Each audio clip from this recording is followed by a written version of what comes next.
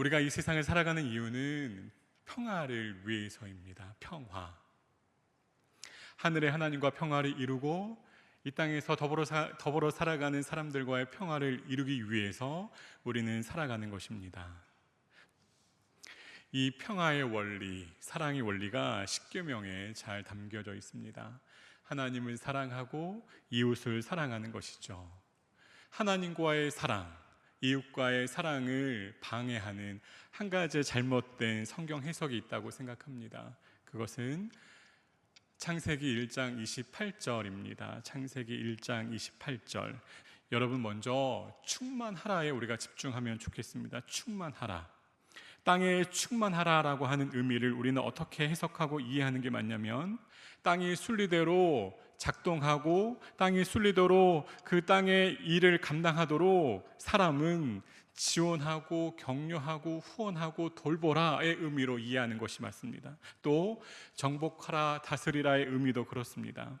이 정복하라의 의미를 많은 환경 개발론자, 산업혁명기의 소구의 많은 사람들은 산과 바다와 들과 이 강을 우리의 편리와 우리의 이기에 따라, 우리의 문명의 발전에 따라 마음껏 파헤치고 헤집고 우리가 건설하고 조각하고 제어해도 된다라고 생각했습니다. 인류의 교만으로 사람들의 본능과 욕구에 따라서 자연은 훼손되기 시작했고 하나님과 이웃과 그리고 자연과의 평화에 위기가 닥쳤습니다.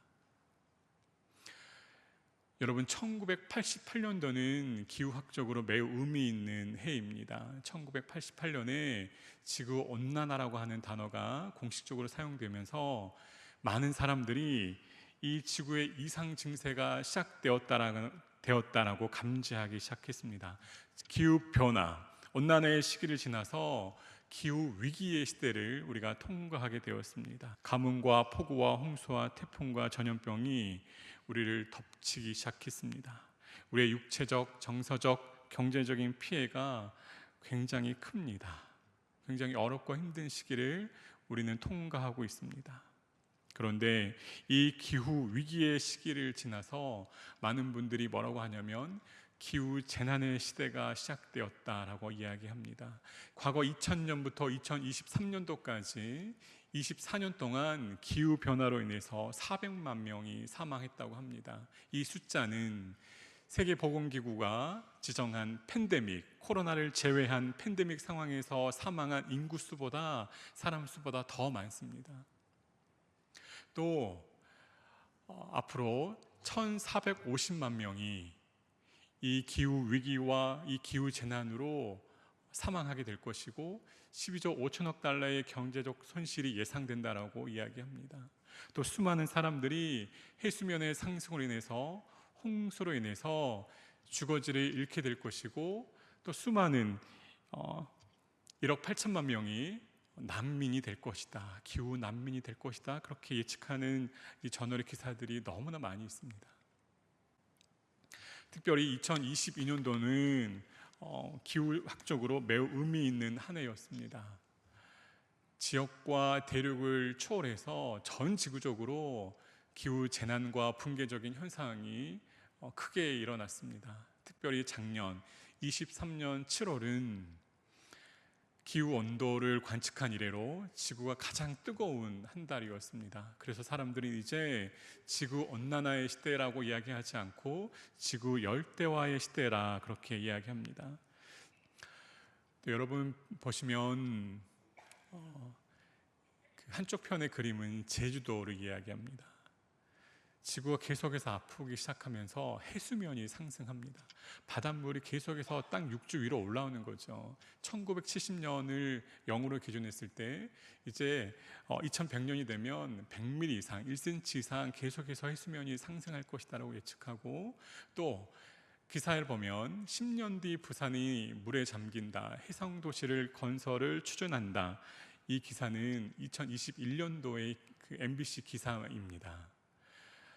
여러분, 부산과 제주도만 그런 거 아니고 인천과 강원도의 해안선이 형태가 그렇게 어그러진 것, 해변이 상실되고 산책로가 붕괴되고 무너진 것, 우리 기사를 통해서 너무나 잘 알고 있습니다.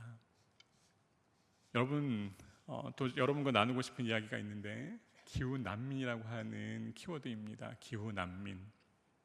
이 기후 난민이라고 하는 단어는 아직까지 법적으로, 정치적으로, 사회적으로 어떤 의미 있는 어떤 단어로 사용되어 있는 것은 아닙니다. 그러나 기후학자들, 또 기후를 염려하는 분들이 많이 염려하면서 만들어낸 키워드인데, 가뭄과 홍수와 산불 등의 이유로 기후 변화로 인해서 더 이상 자신이 살던 주거지에서 살지 못하고 다른 지역이나 나라로 이동하는 분들을 일컫는 말, 기후 난민입니다.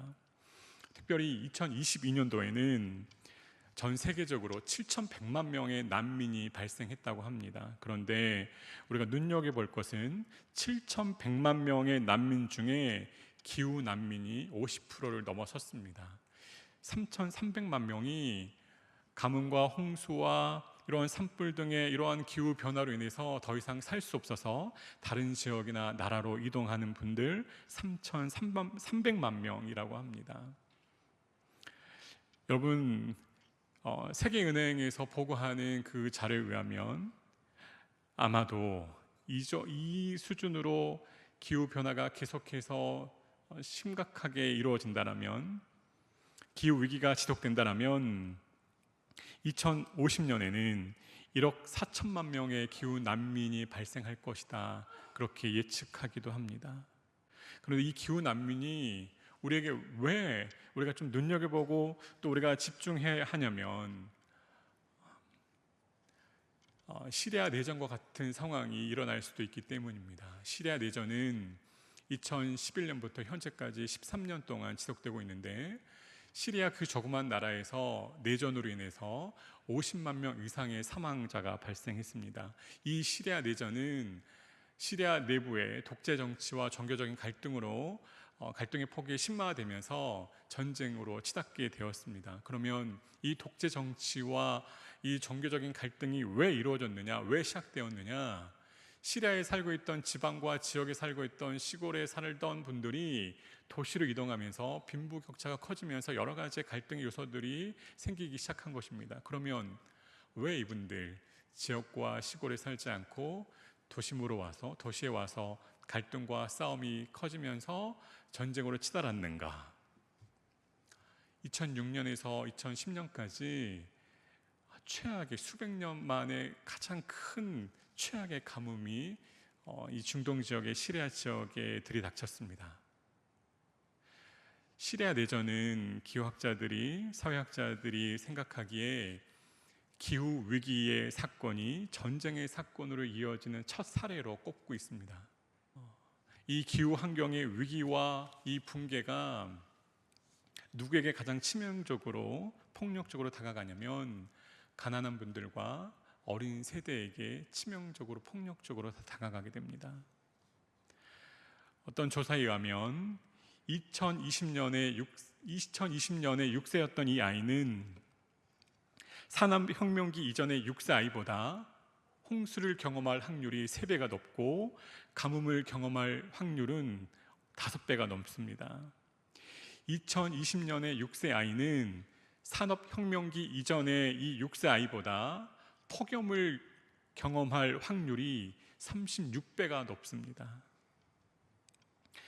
이 지구 온난화와 이 기후 붕괴를 야기하는 이 온실가스의 80%를 소위 잘 사는 나라 G20개국에서 배출합니다. 이 기후 피해는, 이 기후 붕괴의 이런 치명적인 이 손실은 가난한 나라의 75%가 고스란히 감당하게 됩니다. 지정학적 위치에서 또 그 사회가 가지고 있는 시스템적인 대비의 수준이 미비해서 못 사는 나라 75%의 사람들이 그 피해를 고스란히 당한다는 거죠. 여러분, 우리가 이 기후 붕괴를 방지하고 예방하고 어떻게든 조금이라도 이 평화를 유지하기 위해서 우리가 집중해야 될 키워드는 탄소 중립입니다. 탄소 중립. 산업혁명기 이전에 지구는 1만 년 동안 0.01%의 이산화탄소가 증가됐다고 합니다. 그런데 산업혁명기 이후에 100년 동안 또 0.01%의 이산화탄소가 증가됐다고 해요.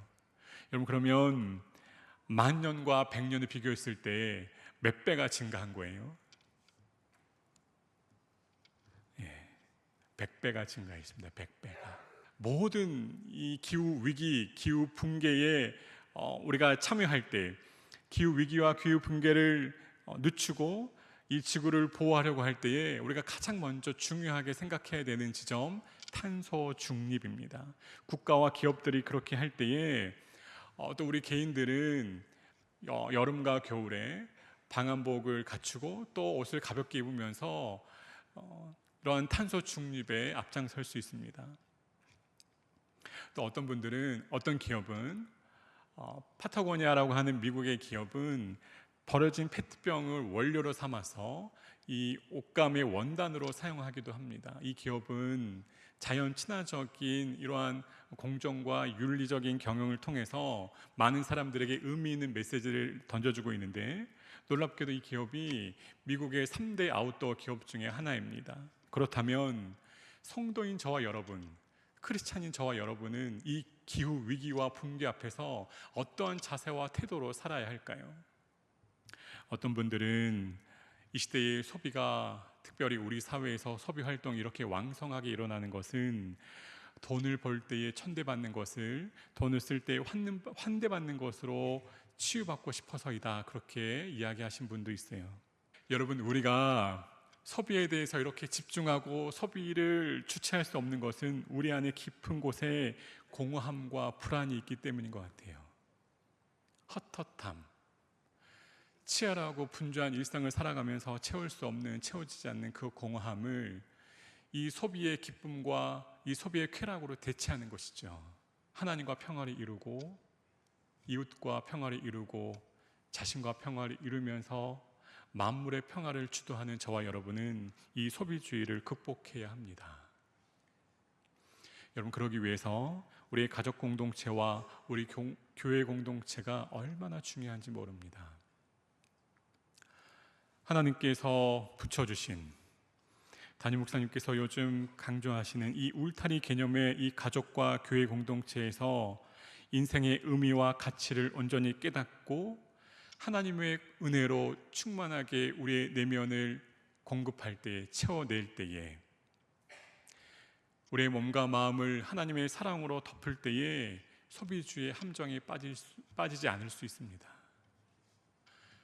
여러분, 제가 오늘 말씀을 준비하면서 여러분들과 나누고 싶은 4가지 키워드가 있었습니다.